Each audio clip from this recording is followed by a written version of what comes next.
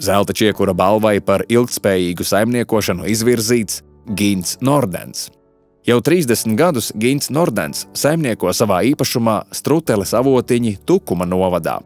Šo mežu Gints kopja ar lielu cieņu un atbildību, jo tas mantots no vecvecākiem.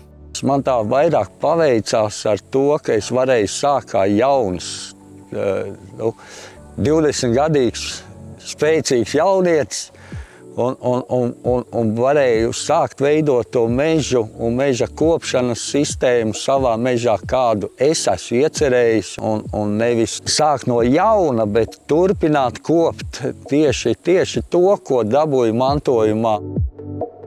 Ko es varētu novēlēt mežiniekiem, jaunajiem mežiniekiem, tas ir nenobaidīties, vairāk stādīt, mazāk cirst, jo mežs ir tā lieta, kas principā ļoti lēni attaug, un mēs cērtam to, ko mums atstāja vectēvi, vecvectēvi, vai tā mūsu mazbērni un mazmazbērni cirtīs to, ko viņiem atstāsim mēs.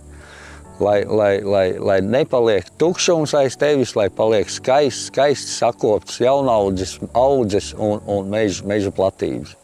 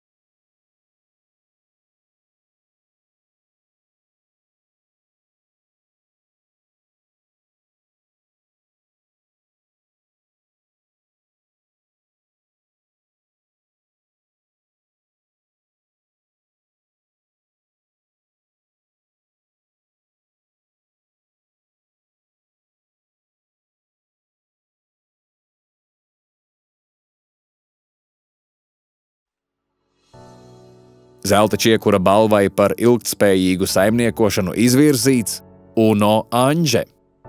Gulbenes novada Lejasciema pagastā atrodas meža īpašums Kraujiņas, kuru pārvalda kaislīgs un prasmīgs mežsaimnieks Uno Anže. Uno ir vairāk nekā meža īpašnieks. Viņš ir meža sirds un dvēsele, kas ar lepnumu un rūpēm uztur un attīsta savu zemi. Mežs mani pieņem, es pieņemu mežu, un mums tā kaut kā tā sinerģija, viss kārtībā. Un man patīk mosties, man patīk iet gulēt reizē ar mežu, un man patīk tas, kad es esmu klāt, un es redzu, kā tas viss mainās, vai tas mežs redz, kā es mainos, jautājums viņam, bet es redzu, te viss notiek, te viss dzīvo. Tā ir dabas vide šeit, un daba jau to kārto.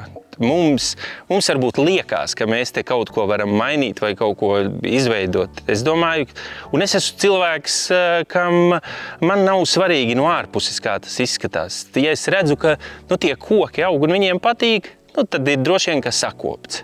Tajā vidē arī bērni jūtās labi, jo viņi neraujās īpaši uz pilsētu. Viņi ir te, un arī tie bērni, kas ir kaut kur jau tālāk no manis, tie arī brauc brīvajā laikā pie manis. Tātad te ir labi.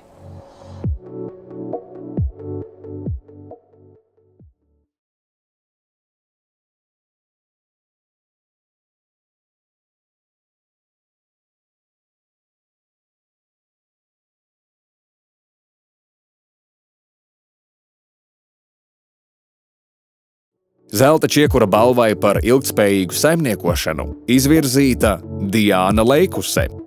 Diāna Leikuse ar vīru Edgaru ar lielu mērķtiecību saimnieko meža īpašumā Vindeģi, kas ir kļuvis par viņu lepnumu un sirdslietu, kurā katrs solis tiek veikts ar cieņu pret dabu un rūpēm par nākotni. Mans aicinājums būt mežsaimniecībā ir caur manu vīru.